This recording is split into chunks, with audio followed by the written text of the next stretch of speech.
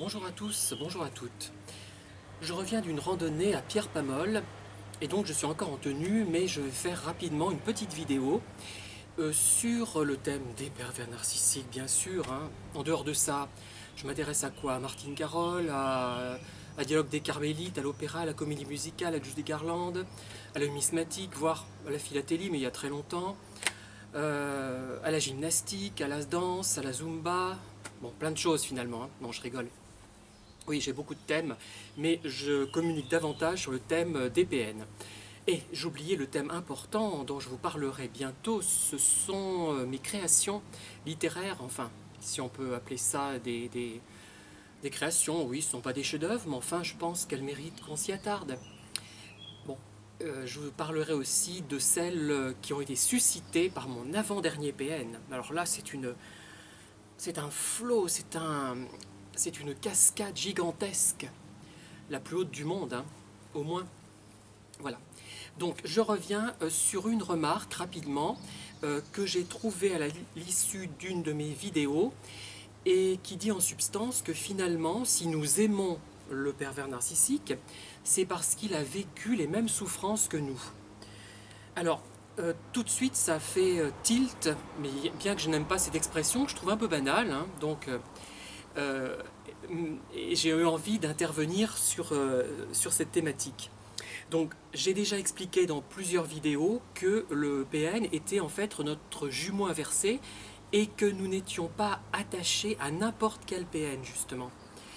Et moi j'ai remarqué globalement que ceux qui m'ont marqué avaient des points communs avec moi. Mais ils ont essayé, en fait j'ai l'impression, peut-être que je me trompe, mais euh, ce que je raconte n'est pas vraiment scientifique, hein. Bon, c'est juste une intuition. Mais l'intuition, vous savez à quel point c'est important. Mais ce n'est pas la psychologie scientifique qu'on nous a enseignée et qui nous a amené d'ailleurs à mépriser et à considérer comme de l'astrologie littéralement toute la psychoclinique et notamment psychanalytique, hein. Moi, j'avais un grand mépris pour ce genre de psychologie il y a encore peu de temps, hein, je vous dis franchement. Et on m'avait vraiment fait un lavage de cerveau en disant ce n'est pas, ils n'adoptent pas une méthode scientifique, expérimentale, ce sont des élucubrations, etc., hein. Bon, je suis un peu revenu de ce point de vue-là, mais il y a des choses qui restent quand même, hein. Bon, je ne veux pas me discréditer et me faire mal voir en disant que je pense que les psychologues, on va dire, de tendance psychanalytique ne sont pas sérieux, mais je pense que c'est une optique effectivement moins rigoureuse au niveau scientifique, hein, qui n'a pas les mêmes, oui, la même rigueur quand même, hein. Même si la psychologie prétendument scientifique, expérimentale, n'a pas non plus une rigueur extrême. Ce n'est pas non plus une science exacte, hein, mais elle est peut-être un peu plus rigoureuse, elle a peut-être plus conscience de la nécessité de l'être, du moins. Un peu plus peut-être, hein, mais voilà. Euh, donc je reviens à cette remarque là qui m'a intéressé.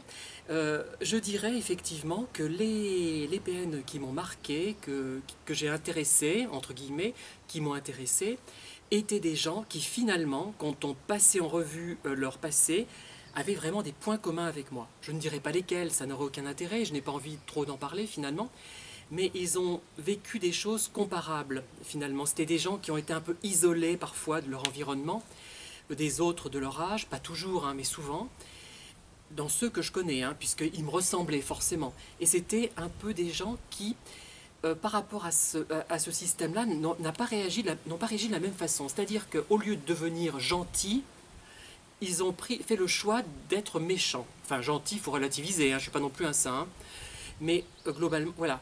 Et c'est un choix qu'on peut faire, effectivement, que j'aurais pu faire, je crois. À un moment donné, quelque chose qui me revient à l'esprit. J'avais lu un roman de Balzac, c'était César Birotteau, et il disait, Balzac, bon, même s'il raconte beaucoup d'âneries, hein, que des gens qui étaient laids ou hors normes avaient le choix entre la méchanceté extrême et la gentillesse extrême. Ça m'avait frappé. Et à un moment donné, de ma jeunesse post-adolescente ou adolescente, je ne sais plus, mais je me suis dit, mais si je devenais quelqu'un de méchant finalement, si je m'amusais à jouer avec les autres, je me suis posé la question brièvement, mais finalement j'ai renoncé à cette optique, je ne sais pas pourquoi, cette idée m'est venue en tête à un moment donné. Et elle m'est revenue récemment, il y a quelques heures là. Bon, je ne sais pas ce que ça vaut, ça n'a aucun intérêt, parce que j'étais autant fascinée à l'époque, je crois, je dirais post-adolescente, peut-être 17-18 ans, par les gens extrêmement bons, en fait, positifs, agréables. J'aime pas positif, hein. On n'est pas chez Carrefour, mais des gens. J'étais autant attirée par ces gens-là que par des gens extrêmement désagréables. Et d'ailleurs, par la suite, un autre prof de psycho, Jean-Marc Monteil, lors d'un cours, avait fait la remarque qu'il y avait peut-être un point commun entre des gens extrêmement altruistes et des gens extrêmement malfaisants. Ça m'avait frappé et je ne savais pas trop quoi en tirer. Au niveau des mécanismes, il voyait quelque chose de commun. Je ne sais plus quoi exactement, mais il y avait quelque chose de commun selon lui. Après, j'ai encore réfléchi à tout ça, mais sans comprendre réellement ce qu'il y avait. Dans les deux cas, il y a une volonté, comme le dit si bien Blanche de la Force dans le Dialogue des Carmélites, une volonté d'avoir une vie héroïque finalement, d'avoir quelque chose d'intense. C'est peut-être ça le point commun entre ces deux tendances. Je ne sais pas. Bon, je laisse le sujet ouvert, mais il est vrai que ce côté jumeau négatif, jumeau pervers, c'est un peu ça notre pervers narcissique. Lui, il a rencontré certaines difficultés dans son environnement, notamment, je pense à mon dernier pervers qui devait être homo en fait, hein, et dont les parents ne devaient être pas suffisamment ouverts, peut-être n'évoluait-il pas dans un contexte suffisamment ouvert pour s'affirmer en tant qu'homo.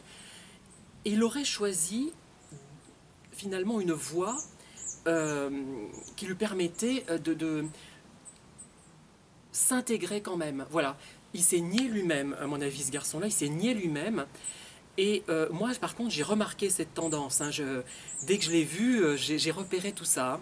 Immédiatement, ça a été automatique et il m'a tout de suite attiré et repoussé en même temps, puisque il jouait sur les plusieurs tableaux. Il jouait à ce côté, on va dire, je dirais, hétéro de base, un peu bête, hein, et le côté homo un peu extrême aussi. Enfin, il y avait les deux tendances que j'ai repérées, mais je savais laquelle était la vraie. Et ce n'était pas pour me complaire, hein. C'était naturel chez lui.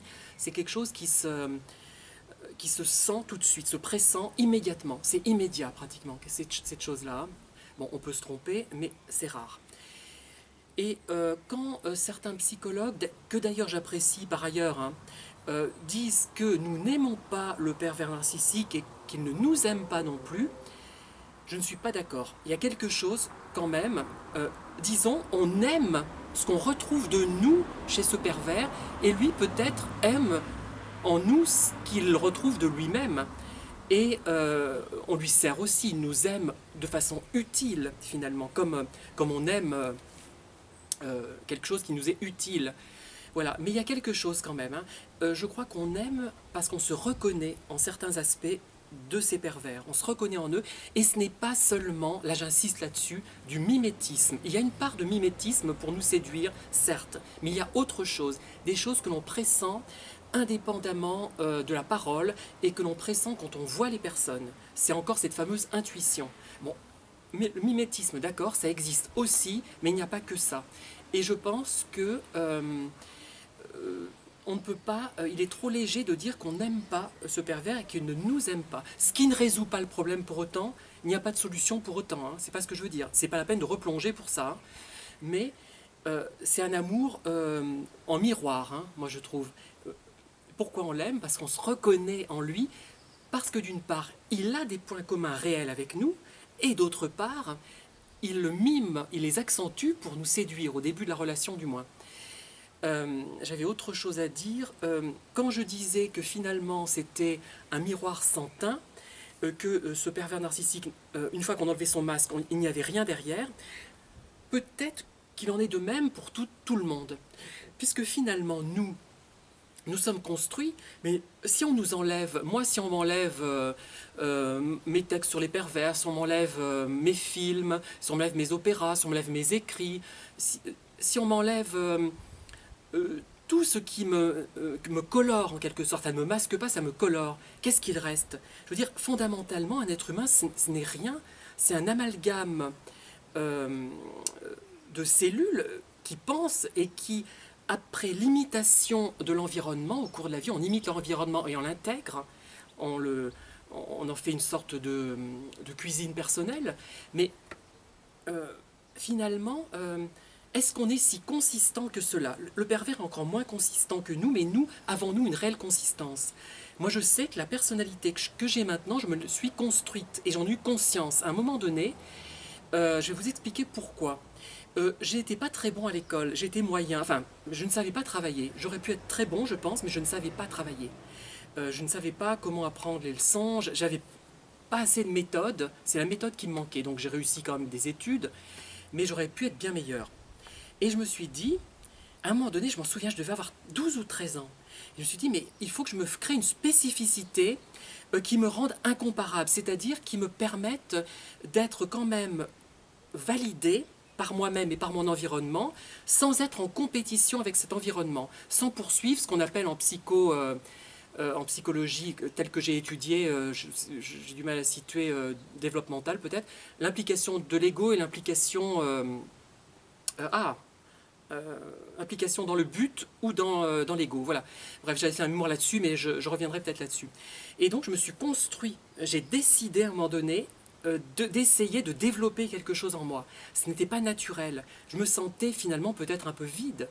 Et j'avais besoin d'être incomparable, dans le sens pas extraordinaire, mais qu'on ne puisse pas comparer mon résultat concret, vérifiable, mathématiquement. Voilà. C'est par exemple la même chose quand on compare deux chanteurs de variété ou d'opéra, on peut dire elles sont ou ils sont incomparables parce que plutôt un roman, on va dire qu'un roman c'est plus évident, on ne peut pas vraiment comparer une œuvre littéraire. C'est difficile, hein, puisque souvent quand on écrit dans un genre rare, particulier, un peu hors norme, on devient incomparable parce qu'il n'y a pas tellement de concurrence. Et ce que je pense, c'est ce que j'ai tenté de faire sciemment à un moment donné de ma vie et inconsciemment par la suite. Alors, tout cela pour dire que finalement, sommes-nous aussi consistants que nous en avons l'air?